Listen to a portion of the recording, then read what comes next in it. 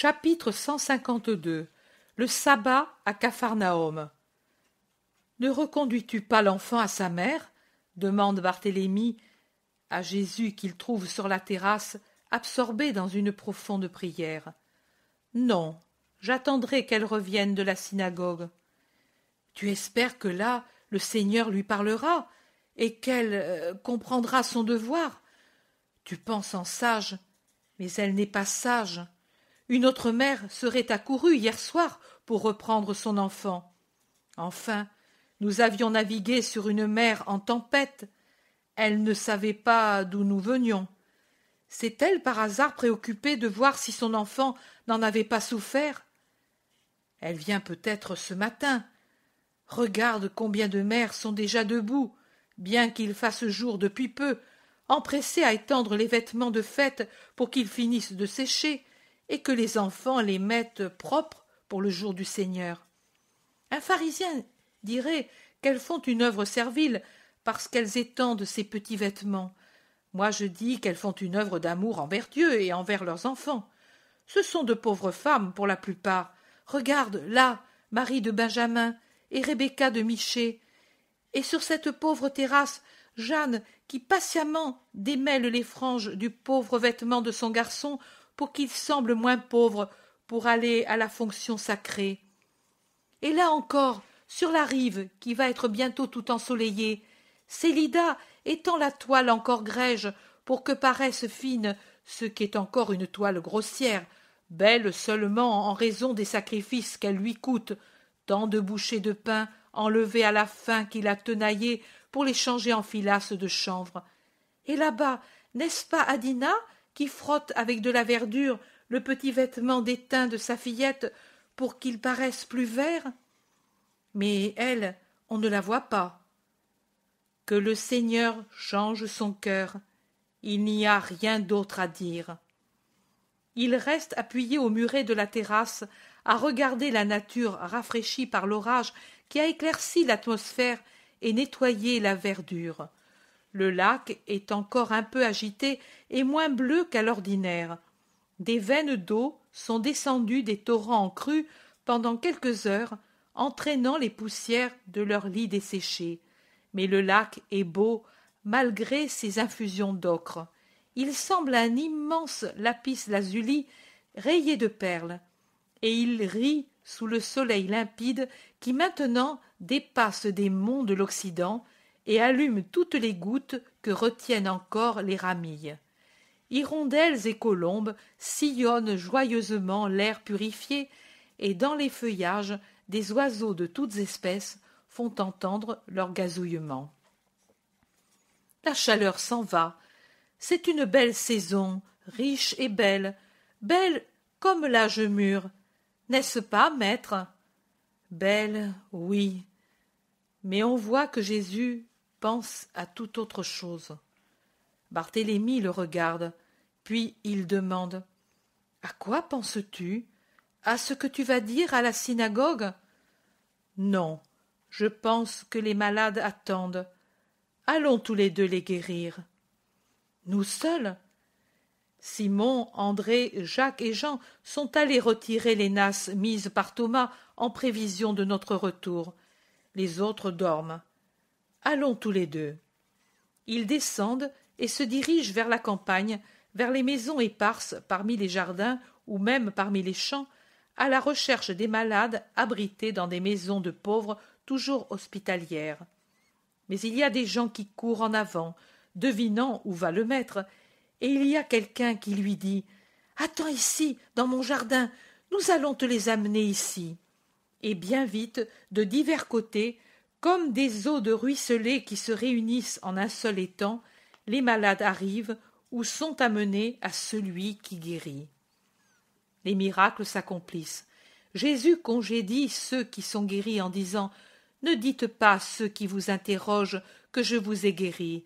Retournez dans les maisons où vous étiez. Mon disciple apportera des secours aux plus pauvres avant le coucher du soleil. » Oui, ne parlez pas, vous lui feriez du mal. Rappelez-vous que c'est le sabbat et que beaucoup le haïssent, renchérit Barthélemy.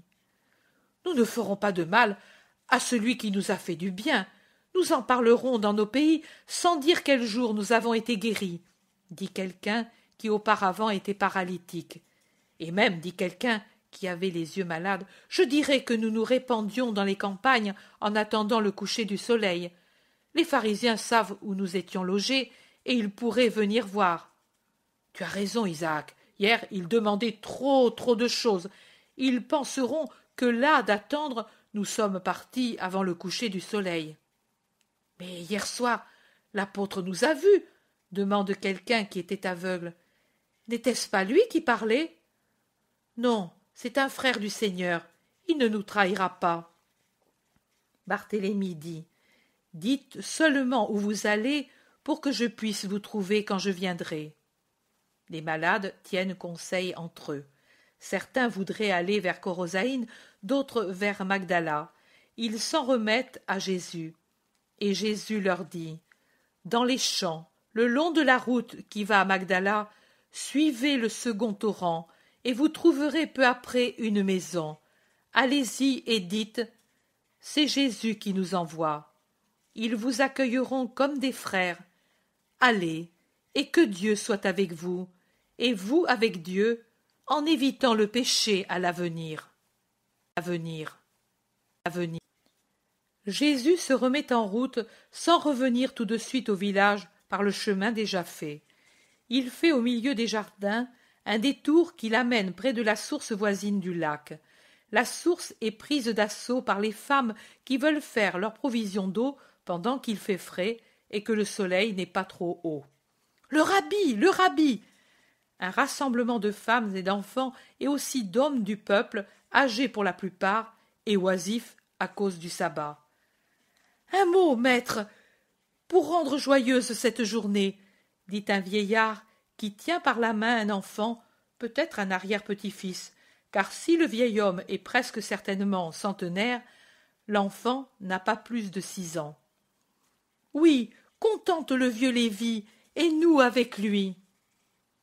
Aujourd'hui, vous avez l'explication de Jaïr. Je suis ici pour l'entendre. Vous avez un sage chef de synagogue. Pourquoi parles-tu ainsi, maître? Tu es leur chef à tous, le maître d'Israël. Nous ne connaissons que toi. Il ne faut pas. Les chefs de synagogue sont établis pour être vos maîtres, pour exercer le culte parmi vous, en vous donnant l'exemple, pour faire de vous de fidèles Israélites. Ils seront encore là quand je ne serai plus. Ils auront un autre nom, d'autres cérémonies, mais ils seront toujours les ministres du culte. Vous devez les aimer, et vous devez prier pour eux, car là où il y a un bon chef, il y a de bons fidèles, et par conséquent, Dieu s'y trouve. Nous le ferons, mais parle-nous maintenant. On nous a dit que tu vas nous quitter. J'ai tant de brebis éparses à travers la Palestine. Elles attendent toutes leur pasteur. Mais vous avez des disciples de plus en plus nombreux et sages. Oui, mais ce que tu dis est toujours bon et facile à comprendre pour nos esprits ignorants. Que vais-je vous dire? Jésus, nous t'avons cherché partout, crie Joseph d'Alphée, qui est survenu avec son frère Simon et un groupe de pharisiens. Et où peut être le Fils de l'homme, sinon parmi ceux qui sont petits et simples de cœur? Vous me vouliez? Me voici. Mais avant, laissez-moi leur dire un mot. Écoutez, on vous a dit que je vais vous quitter.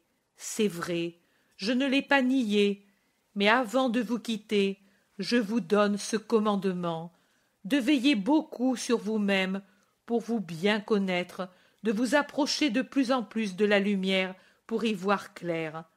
Ma parole est lumière, gardez-la en vous, et quant à sa lumière, vous découvrirez des taches ou des ombres, attachez-vous à les chasser de votre cœur. Ce que vous étiez avant que je ne vous connaisse, vous ne devez plus l'être, vous devez être de beaucoup meilleurs, car maintenant vous en savez bien plus. Auparavant, vous étiez comme dans un crépuscule. Maintenant, vous avez la lumière en vous. Vous devez donc être fils de la lumière. Regardez le ciel le matin, quand l'aube l'éclaircit.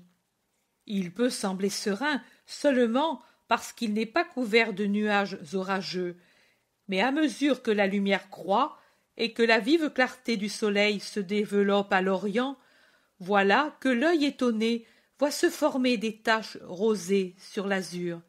Qu'est-ce? Oh, c'étaient de légères nuées, si légères qu'elles paraissaient ne pas exister tant que la lumière était incertaine, mais qui, maintenant que le soleil les frappe, apparaissent comme de légères écumes sur le champ du ciel, et elles y restent jusqu'à ce que le soleil les fonde, les dissipe par son grand éclat. Vous faites la même chose pour votre âme. Amenez-la de plus en plus près de la lumière, pour découvrir toute brume, même la plus légère, et puis tenez-la sous le grand soleil de la charité. Elle consumera vos imperfections comme le soleil fait évaporer la légère humidité qui se condense dans ces nuées si fines que le soleil fait disparaître à l'aurore. Si vous restez à fond dans la charité opérera en vous de continuels prodiges. Allez maintenant, et soyez bons. Il les congédie et va trouver les deux cousins qui l'embrassent après avoir fait de profondes inclinations aux pharisiens présents, parmi lesquels se trouve Simon, le pharisien de Capharnaüm. Les autres sont des visages nouveaux. Nous t'avons cherché plutôt pour eux que pour nous. Ils sont venus à Nazareth pour te chercher, et alors... Paix à vous. De quoi avez-vous besoin? Oh, de rien, de te voir seulement pour t'écouter, entendre la sagesse de tes paroles. Pour cela seulement? Et aussi pour te conseiller. Vraiment, tu es trop bon, et le peuple en abuse. Il n'est pas bon, ce peuple, tu le sais bien. Pourquoi ne maudis-tu pas les pécheurs? Parce que le Père m'ordonne de sauver et non pas de perdre. Tu vas aller au-devant de malheur. N'importe, je ne puis transgresser l'ordre du Très-Haut pour aucun intérêt humain. Et si, sais-tu, on dit tout bas que tu flattes le peuple pour t'en servir en le soulevant. Nous sommes venus te demander si c'est vrai. Vous êtes venus, ou bien on vous a envoyé? C'est la même chose. Non, mais je vous réponds à vous et à ceux qui vous ont envoyé que l'eau qui déborde de ma seille, c'est de l'eau de paix, que la semence que je répands est une semence de renoncement. Je taille les rameaux orgueilleux. Je suis disposé à arracher les mauvaises plantes pour qu'elles ne nuisent pas aux bonnes, si elles ne se prêtent pas à la greffe. Mais ce que j'appelle bon n'est pas ce que vous dites bon. En effet, je donne le nom de bon à l'obéissance, à la pauvreté, au renoncement, à l'humilité, à la charité qui se prête à toutes les humilités et à toutes les miséricordes. Ne craignez personne. Le Fils de l'homme ne dresse pas des embûches aux puissances humaines, mais il vient inculquer la puissance aux esprits. Allez, et rapportez que l'agneau ne sera jamais loup. Que veux-tu dire? Tu nous comprends mal, et nous te comprenons mal. Non, vous et moi, nous nous comprenons fort bien. Et alors, tu sais pourquoi nous sommes venus? Oui, pour me dire que je ne dois pas parler aux foules. Et vous ne réfléchissez pas que vous ne pouvez pas m'interdire d'entrer comme tout Israélite là où on lit et explique les Écritures, et où tout circoncis a le droit de parler. Qui te l'a dit? Jaïr, n'est-ce pas? Nous le rapporterons. Je n'ai pas encore vu Jaïr. Tu mens. Je suis la vérité. Vérité. Vérité. Du milieu du rassemblement qui s'est formé, un homme dit « Lui ne ment pas. Jaïr est parti hier avant le coucher du soleil avec sa femme et sa fille, Il les a accompagnés en laissant ici l'assistant. Il les a accompagnés chez sa mère mourante, et il ne reviendra qu'après les purifications. » Les pharisiens n'ont pas la joie de pouvoir montrer que Jésus ment, mais ils ont celle de le savoir privé de son ami le plus puissant à Capharnaüm. Ils se regardent entre eux. C'est toute une mimique de regard. Joseph d'Alphée, l'aîné de la famille, se sent obligé de défendre Jésus, et il se tourne vers Simon le pharisien. « Tu m'as honoré de vouloir partager avec moi le pain et le sel, et le Très-Haut tiendra compte de cet honneur donné aux descendants de David. Tu t'es montré juste pour moi. Mon frère est accusé par les pharisiens.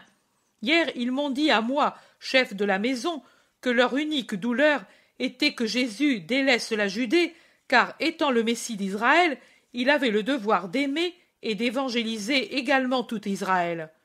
J'ai trouvé juste leur raisonnement, et je leur ai dit à mon frère. Mais alors, pourquoi parle-t-il ainsi aujourd'hui? Qu'ils disent au moins pourquoi il ne doit pas parler. Il ne me semble pas qu'ils disent des choses contraires à la loi et au livre. Donnez la raison, et je persuaderai Jésus de parler autrement. » « Ton discours est juste. Répondez à l'homme, » dit Simon le pharisien. « A-t-il dit des choses sacrilèges? » « Non, mais le Sanhédrin l'accuse de diviser, d'essayer de diviser la nation. Le roi doit appartenir à Israël, pas seulement à la Galilée. »« Chère est toute la patrie, très chère dans la patrie, la région natale. Ce n'est pas une raison assez grave pour mériter une punition, cet amour qu'il a pour la Galilée. Du reste, nous venons de David, et par conséquent, qu'il vienne alors en Judée, qu'il ne nous méprise pas. » « Tu les entends? C'est un honneur pour toi et pour la famille, » dit Joseph, un peu goguenard. « J'entends. Je te conseille de céder à leur désir. Il est bon et tout à fait honorable. Tu dis que tu veux la paix. Mets donc fin, puisqu'on t'aime dans les deux régions, aux dissentiments qui les opposent. Tu le feras certainement.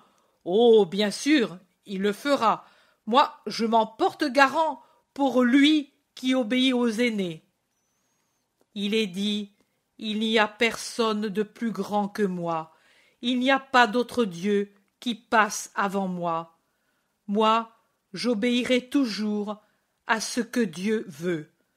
Vous l'entendez?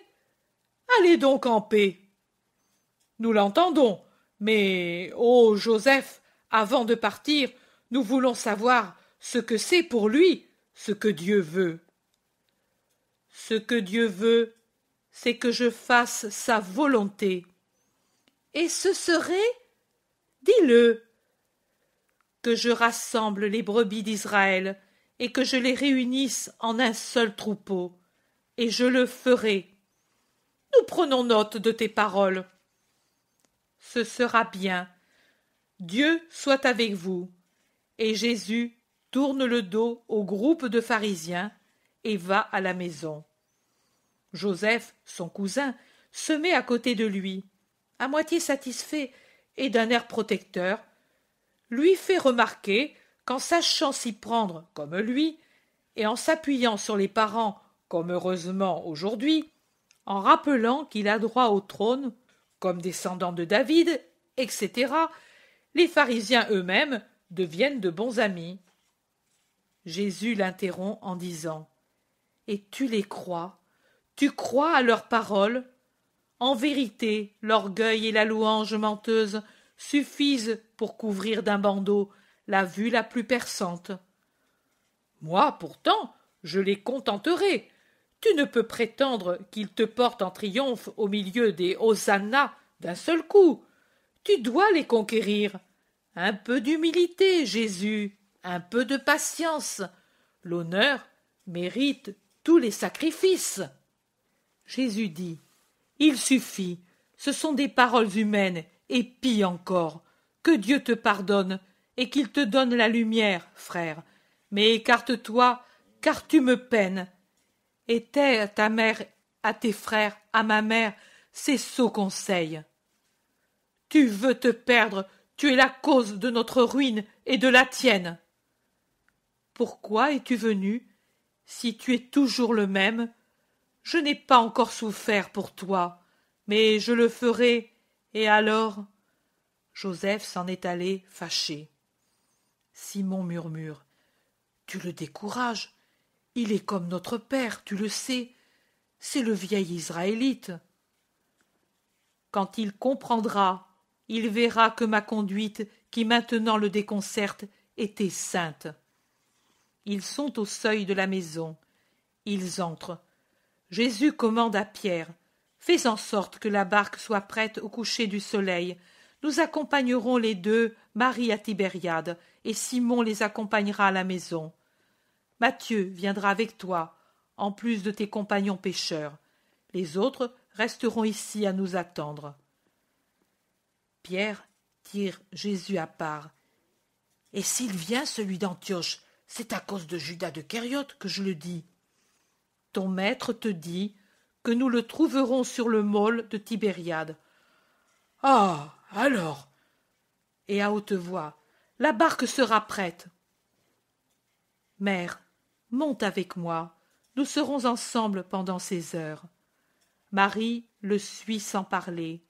Ils entrent dans la chambre du haut, fraîche et ombragée par la vigne qui la couvre et par des rideaux installés pour faire de l'ombre. « Tu t'en vas, mon Jésus ?» Marie est très pâle. « Oui, il est temps. Et moi, je ne dois pas venir pour les tabernacles. Mon fils !»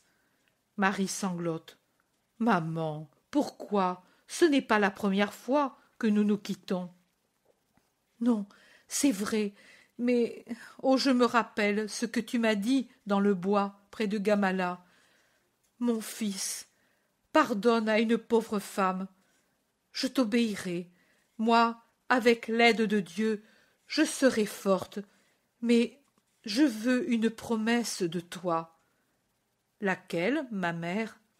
Que tu ne me cacheras pas l'heure redoutable, non pas par pitié, non pas par défiance de moi.